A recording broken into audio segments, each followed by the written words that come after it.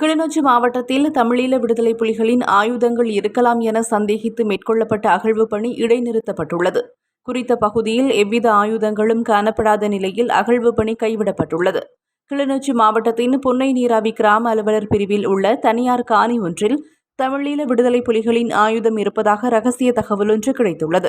இந்த நிலையில் இன்றைய தினம் கிளிநொச்சி மாவட்ட நீதிமன்ற நீதவான் இஸ்மாத் ஜெமீல் முன்னிலையில் அகழ்வு பணி இடம்பெற்றுள்ளது.